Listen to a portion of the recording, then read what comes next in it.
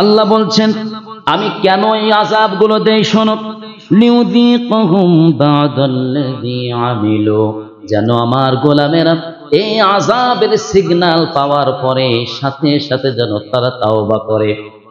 আযাবটা তারা যখন দেখবে, দেখার পরে যেন সেটা অনুভব করে সাথে সাথে দেরি করবে না, তাওবা করবে কার কাছে? জোরে বলুন, কার কাছে? আল্লাহর কাছে তাওবা করবে। লাআল্লাহুম ইয়ারজিউন।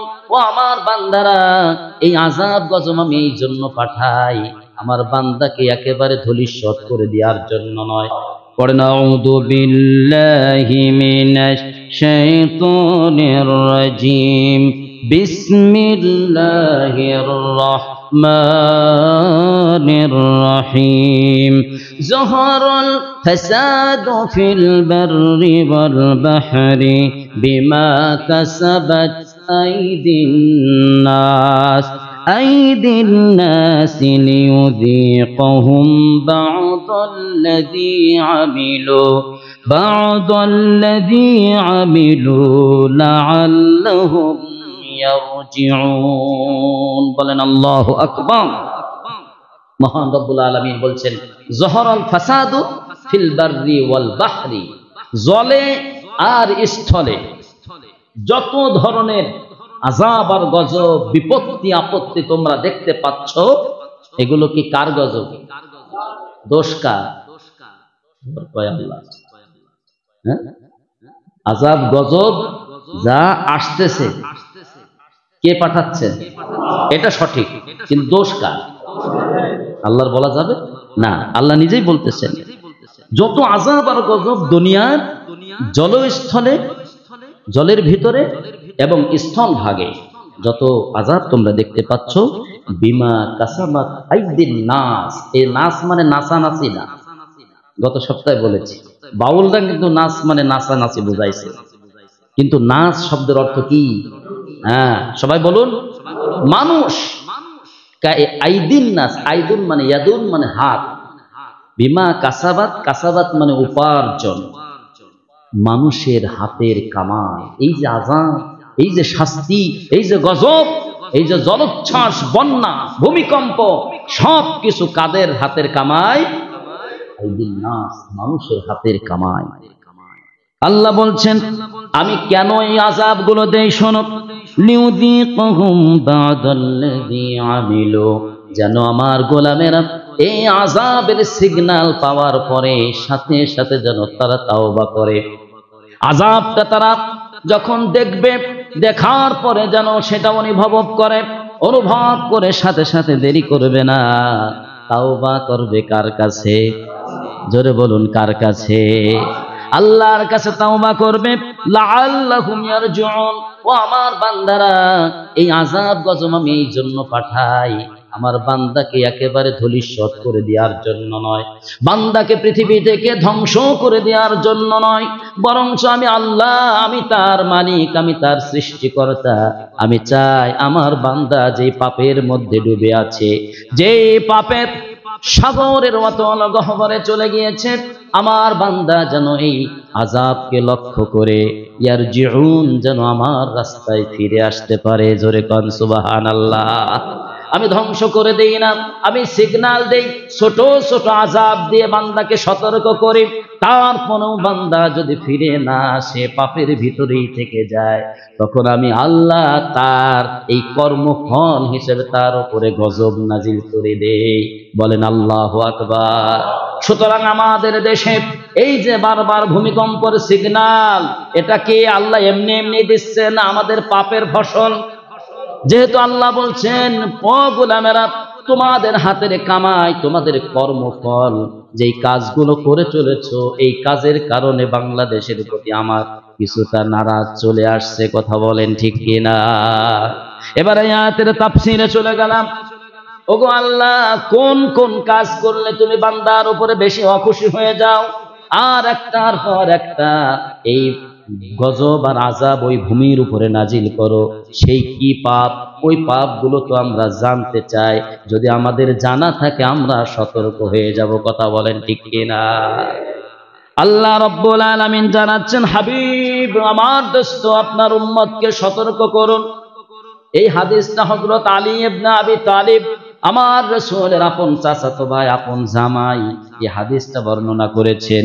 এই আয়াতের তাফসীরে বলেছেন, বান্দার ভিতর থেকে যখন 15টা পাপ যখন দেখা যাবে, 15টা পাপ যখন প্রকাশ পাবে কোন সমাজ থেকে, কোন এলাকা থেকে, কোন রাষ্ট্র থেকে, এই 15টা পাপ যখন প্রকাশ হয়ে যাবে, আল্লাহ বলেন একটার পর একটা আযাব ওই ভূমিতে আমি নাজিল করে দিব। বলে এখন আল্লাহু আকবার। আল্লাহ আমাদেরকে বাঁচান, বলেন আমিন। এখন এই পাপগুলো কি আমাদের জানার দরকার আছে না নাই? সবাই কান খোলা রাখেন। 1 নম্বর পাপ হলো, যখন কোন সমাজের মানুষ, কোন রাষ্ট্রের মানুষেরা গনিমতের মালকে ব্যক্তিগত সম্পদ মনে করবে। গনিমতের মাল হলো রাষ্ট্রীয় সম্পদ। গনিমতের মাল কি সম্পদ? রাষ্ট্রীয় সম্পদ। রাষ্ট্রীয় সম্পদ যখন ব্যক্তিগত মাল বলে যখন নিজে ভক্ষণ করবে, নিজে ব্যবহার করবে, নিজে কুক্ষিগত করবে, আল্লাহ বলেন ওই সমাজে আমার আযাব চলে আসবে। এখন আমাদের দেশে এই ধরনের পাপ আছে না নাই? কম না বেশি? আগের জামানা, আগের সরকারে দেখলাম একজন ভূমি মন্ত্রী কানাডায় বাড়ি বানাইছে 350। নাউজুবিল্লাহ। এমন কোন রাষ্ট্র, মালয়েশিয়া, ইউরোপ, আমেরিকা, দুবাই, ভালো ভালো রাষ্ট্র যেখানে মানুষ যায়, এমন কোন দেশ নাই তার বাড়ি নেই। এত সম্পদ সে ইনকাম করছে। ইনকাম করছে কি করছে? চুরি। গনিমতের মাল তার কাছে এই রাষ্ট্র দায়িত্ব দিয়েছিল, এই সম্পদগুলো জনগণের কাছে সুন্দরভাবে তুমি পৌঁছায় দিবা, সুষম বন্টন, ইনসাফ ভিত্তিক বন্টন করে জনগণের হক তোমরা আদায় করে দিবে, ঠিক কি না? কিন্তু উনি ওইটা নিয়ে নিজের কুক্ষিগত করে ফেলেছে। তাহলে আমানতের কি রক্ষা হলো? না, খেয়ানত হলো, খেয়ানত হয়ে গেল। গনিমতের মাল যখন ব্যক্তিগত সম্পদ মনে করি, আমরা মনে করলাম যা আগে চলে গেছে ওটা বাদ, আমরা নতুন একটা সমাজ পেয়েছি, এবার হবে। এবার ছাত্র সমাজের কিছু মানুষ উপদেষ্টা হলো, আরো কয়েকজন হলো, এখন সংবাদ পাচ্ছে ওনাদেরও বাড়ি কানাডায় রেডি। কি বলবেন? আমাদের দুর্নীতি আমাদের রন্ধ্রে রন্ধ্রে, রক্তের ভিতরে পশমের গোড়া দিয়ে প্রবেশ করেছে। কথা বলেন ঠিক কি না? এই সমাজকে চেঞ্জ করতে পারে শুধুমাত্র আল কোরআনুল কারীম। তাছাড়া পৃথিবীর কোন আইন আর তন্ত্র দিয়ে এই সমাজের নীতিকে চেঞ্জ করা যাবে না, ঠিক কি না? কারণ আল্লাহ পাক রব্বুল আলামিন কোরআনের ভিতরে যেই আইনগুলো দিয়েছে, এই আইনগুলো যদি বাস্তবায়িত হয়ে যায়, মাত্র 5,000 টাকার যদি দুর্নীতি ধরা পড়ে, সাথে সাথে তার হাত কাটার বিধান চলে আসবে। কথা বলেন ঠিক কিনা? যখন আমরা বলছি এই সমাজের দিকে আসো, তাহলে এই দেশে আর কোনো দুর্নীতি হবে না। এখন যারা চুরি করা অভ্যাস, তারা বলছে হুজুররা এখন কোরআন নিয়ে, ধর্ম নিয়ে রাজনীতি শুরু করছে, ঠিক কিনা? কারণ জানে এই রাজনীতি যদি কায়েম হয়, আমার সোনার বাংলাদেশে একটা চোরও খুঁজে পাওয়া যাবে না, ঠিক কিনা? ছাত্রদেরকে ভালো মনে করে তাদের হাতে দেয়া হলো আমানত, এবার দেখা গেল তারাও দুর্নীতিতে ফার্স্ট হয়ে গেছে, ঠিক কিনা? সুতরাং যারা সততার চিন্তা করে না, সততার যাদের প্র্যাকটিস নাই, পরীক্ষায় যারা পাশ করে নাই একটু পূর্বে, তাদের কাছে হাজার লক্ষ কোটি টাকা দিয়ে পরীক্ষা করা হয়েছে, দেখি তুমি ঠিক থাকতে পারো কিনা, দেখা গেল পারে নাই। আমার প্রিয় ভাইয়েরা, এই 54 বছর বাংলাদেশের ইতিহাসে 2 জন মন্ত্রী ছিলেন, যাদের মন্ত্রিত্বের জীবনে তারা 1 টাকার দুর্নীতি, 2 টাকার দুর্নীতি, বাংলাদেশের কোন গোয়েন্দা সংস্থা চিরুনি অভিযান করে মাইক্রোস্কোপ যন্ত্র দিয়ে তাদের 2 টাকার দুর্নীতি খুঁজে পায় নাই। আর এরাই হলো ইসলাম দিয়ে রাজনীতি করে। সুতরাং এটা প্রমাণিত হয়ে গেছে, বাংলাদেশকে দুর্নীতি মুক্ত গঠন করতে হলে ইসলামী সরকার গঠন করতে হবে, ঠিক কি না? আমার প্রিয় ভাইয়েরা, তাহলে 1 নম্বরে গনিমতের মাল, ব্যক্তিগত সম্পদ যখন মনে করবে, আযাব আসবে। 2 নম্বর, আমানতকে যখন ব্যক্তিগত সম্পদ মনে করবে। আমানত, আপনি একজনের কাছে টাকা ধার দিলেন, এটা তার কাছে আমানত, তুমি কিছুদিন পরে দিতে চেয়েছো, 1 মাস পরে, 1 মাস পরে তুমি হুবহু সুন্দরভাবে টাকাটা ফেরত দিলে, এই টাকাটা তোমার কাছে আমানতের মতো আছে। এখন উনি ওই টাকাটা নিয়ে মাশাআল্লাহ যে ব্যক্তি ধার দিল, এই যে কি বিপদে পড়ছে, ওর স্যান্ডেল কয়েক জোড়া শেষ, কিন্তু টাকা আর পায় নাই। কথা বলে ঠিক কিনা? এখন ওরা তো রাষ্ট্রীয় পর্যায়ে, আমি তো আমানতের খেয়ানতকারী, ঠিক কিনা বলে? ঘরে ঘরে খেয়ানতকারী, টাকা ধার নাই আর দেয় না, এরকমের লোক আছে না? না।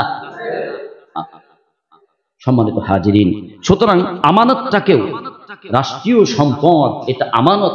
এই আমানতটা পায় কারা?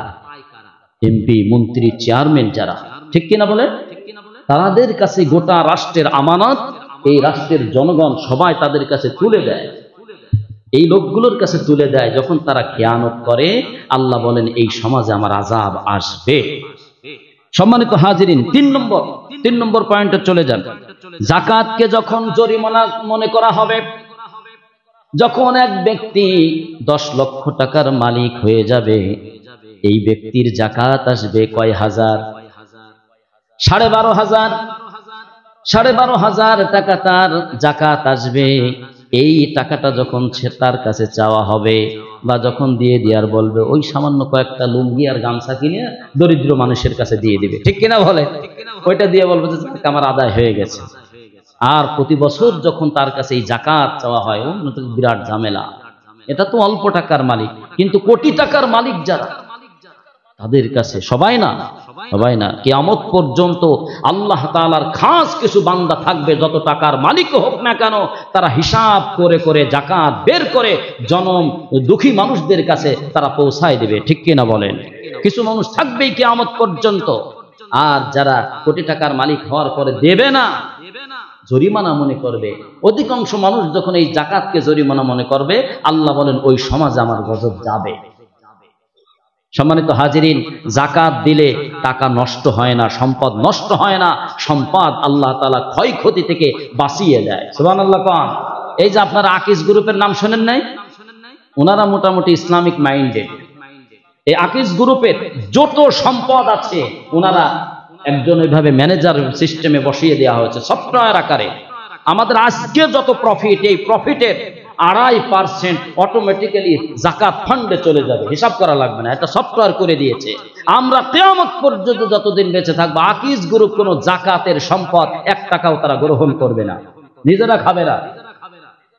আকিজ দেখেন দিন দিন তার সম্পদ বাড়ে না কমে? সম্মানিত হাজিরিন, সুতরাং যাকাত দেওয়ার মন থেকে আল্লাহর বিধান, ফরজ বিধান, এটা মেনে নেব। 4 নম্বর যে কাজের কারণে সমাজে গজব আসবে, স্বামীরা যখন স্ত্রীদের আঁচল ধরে চলবে, আর স্ত্রী যা বলবে তাই মেনে চলবে, স্ত্রীর কথার বাইরে স্বামীর যাওয়ার সুযোগ থাকবে না, তখনই সমাজে কি আসবে? এই রকমের স্বামী কেউ আছেন? দরকার নাই, শুধু আমি বলছি থিওরিগুলো, এটা হাদিস, এটা হাসির পাত্র জিনিস নয়, হাসির খোরাক নয়। এরকমের যখন সমাজ হয়ে যাবে, বর্তমান বাস্তবতা এইটাই পর্যবেক্ষণ, সমাজে অধিকাংশ ঘরের মধ্যে এই হাদিস আজকে শতভাগ বাস্তবায়ন হয়ে গেছে। মাকে কষ্ট দিতে রাজি, বউকে একটু কষ্ট দেবে না, ঠিক কিনা বলেন? স্ত্রীর আনুগত্য করবে, মায়ের অবাধ্য হয়ে যাবে। একজন বলছে, অফিসার, এই যারা স্ত্রীর কথা মেনে চলো, তারা সবাই এই পাশে যাও, স্ত্রীর কথায় ওঠো আর বসো, সব বাম পাশে যাও, বাছাই করবো। সবাই বাম পাশে, একজন ওই পাশে রয়ে গেছে। বলছে, যাক, একজন ব্যক্তি ভালো পাওয়া গেছে আমার অফিসের ভিতরে। তুমি কি, তোমার বাড়ি কোথায়? বলছে, না, আমি ওই রকমের কিছু না, আমার অফিসে আসার আগে প্রতিদিন বলে দেয় আমার স্ত্রী যে সবাই যেদিক যাবে তুমি তার বিপক্ষে থাকবে। তখন স্যার বললো যে, হাই হাই, তুই তো 1 নম্বরের আসামি, ঠিক কিনা বলে?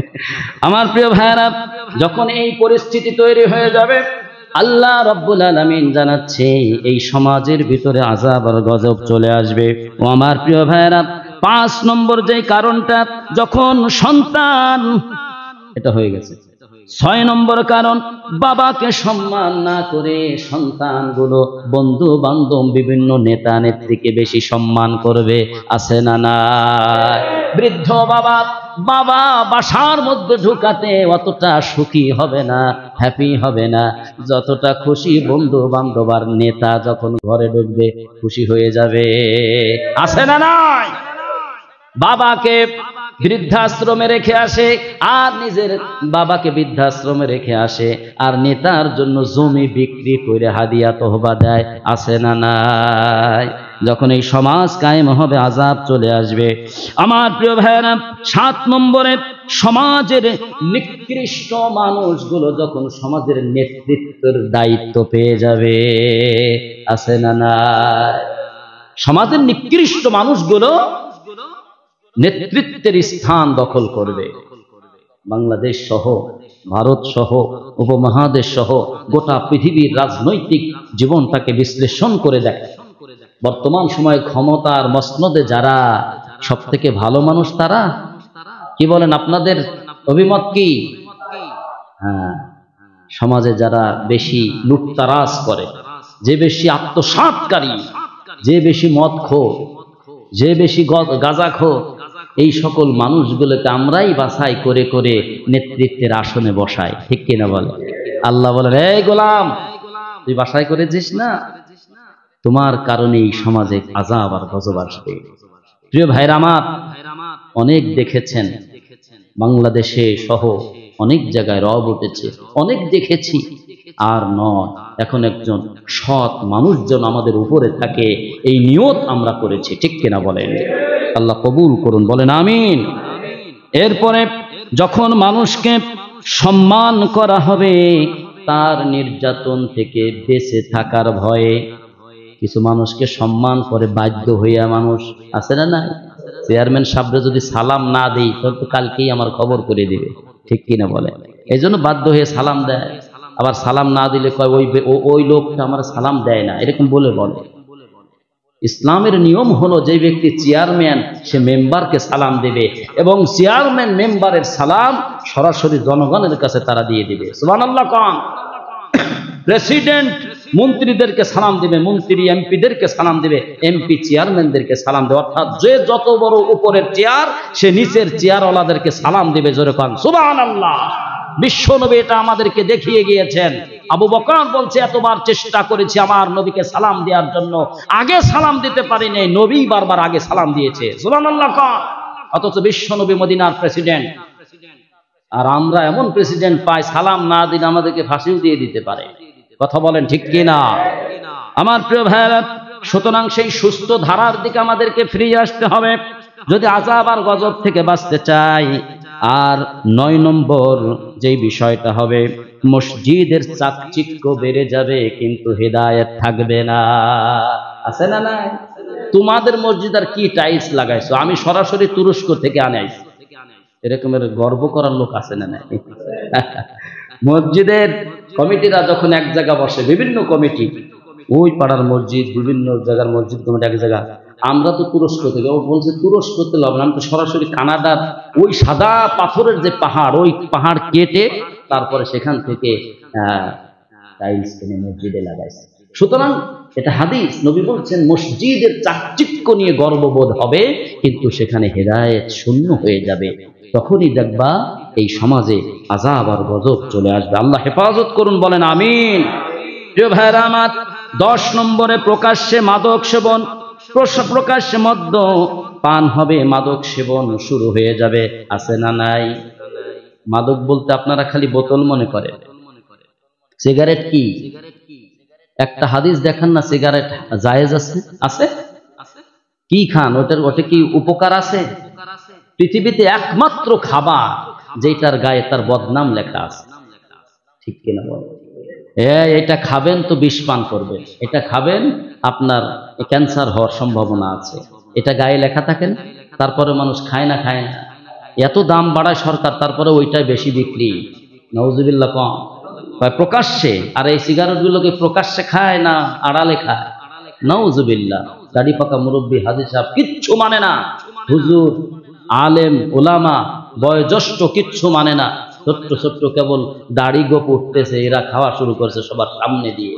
প্রকাশ্যে যখন এরকম নেশাদ্রব্য পান করা হবে, নবী বলছেন আর এই সমাজকে আল্লাহ সহ্য করবে না, আযাব গজব দেবে। সুতরাং মুরব্বী যারা আছেন, নেতৃস্থানীয় লোক যারা আছেন, সমাজের অধিপতি যারা আছেন, তাদেরকে উচিত নয় যারা এই অল্প বয়স্ক মানুষ, বাপ দাদার বয়সী মানুষের সামনে, আলেম ওলামাদের সামনে এই ধরনের নেশাদ্রব্য পান করে, তাদেরকে আইনের আওতায় আনার দরকার আছে না নাই? কারণ ওদের কারণে তো সমাজে গজব আসবে, এটা বাধা দেওয়ার চেষ্টা করতে হবে। মসজিদের সামনে দিয়ে যায়, বিড়ি খাইতে খাইতে যায়, একটু লজ্জা নাই, ইমানের রস্যই পর্যন্ত তার ভিতরে নাই, ঠিক কিনা বলে? আর যারা বেচেন, বলে দেই, কিয়ামতের মাঠে তো আপনি আমারে ধরবেন, হুজুর এতবার আপনার পিছনে নামাজ পড়েছি, আপনি তো আমারে জানান নাই, আজকে আমরা জাহান্নামে নিল, আপনি আগে যান। কি এই কথা বলবে না?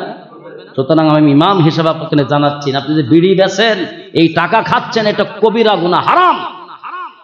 করছে শুকরের পায়খানা খান, তারপরেও আল্লাহ মাফ করতে পারে, কিন্তু বিড়ি বেচা টাকা খান, এইটা দিয়ে যে শরীর গঠন হচ্ছে, এইটা দিয়ে জান্নাতে ঢুকতে পারবেন না। নবী বলছেন লা ইয়াদখুলুল জান্নাত, হাদিস শুনেন, লা ইয়াদখুলুল জান্নাতা গুজিয়া বিল জাসাদুন গুজিয়া বিল হারাম। ওই শরীর আল্লাহর জান্নাতে ঢুকতে পারবে না যেটা হারাম দ্বারা গঠিত হয়েছে। সুতরাং বিড়ি বেচে যে টাকাগুলো পাচ্ছেন, ওটা তো আপনি খাচ্ছেন, আর খেয়ে আপনার রক্ত মাংস তৈরি হচ্ছে, এই শরীর জান্নাতে যাবে না। বলছে কাস্টমার থাকে না, আপনার কাস্টমারই বড়, আল্লাহর বিধান আপনার কাছে বড় নয়। আল্লাহ কি রিজিকের মালিক না? বলেন, বিড়ি বেচা ছাড়া আল্লাহ রিজিক দিতে পারে কিনা? ঈমান যার ভিতরে নাই, সে আর কিভাবে আল্লাহকে মানে? সম্মানিত হাজিরিন, বাদ্যযন্ত্র বেড়ে যাবে, দেখেন, মিলায় দেখেন। এরপরে নায়িকা গায়িকার কদর বেড়ে যাবে সমাজে। সমাজের সাথে মিল আছে না নাই? পূর্বের লোকদেরকে ভুল ধরাধরি শুরু হয়ে যাবে। এরপরে পুরুষরা অধিক পরিমাণে টাকলুর নিচে কাপড় পরিধান করবে। এখনো দেখবেন যে অনেক মানুষ জুম্মায় আসছে টাকলুর নিচে কাপড়, আছে না নাই? খালি মসজিদের ভিতরে আল্লাহ মনে হয় তাদের দেখে, আর মসজিদের বাইরে তাদের আল্লাহ দেখে না। যে নামাজ পড়ে টাকনুর প্যান্টটা 2-3 ভাঁজ দিয়ে নামাজ পড়ে, নামাজ শেষ, মসজিদের ভিতরে এখনো আছে, বাইরে যায় নাই, সাথে সাথে আবার ভাঁজ খুলে টাকনুর নিচে দিয়ে দেয়। ঠিক কিরা বলে? কবিরা গুনাহ। সুতরাং এই কাজগুলো ছেড়ে দেন, ইনশাআল্লাহ মহান রব্বুল আলামিন আমাদের এই ভূমিকম্প থেকে প্রিয় মাতৃভূমিটাকে আল্লাহ হেফাজত করে নেবেন। সবাই বলেন আমিন। সুতরাং যেই কাজগুলো হয়, এই কাজগুলোর সাথে আমাদের সম্পর্ক থাকবে না, পারবেন ইনশাআল্লাহ? আল্লাহ তৌফিক দান করুন, সবাই বলেন আমিন।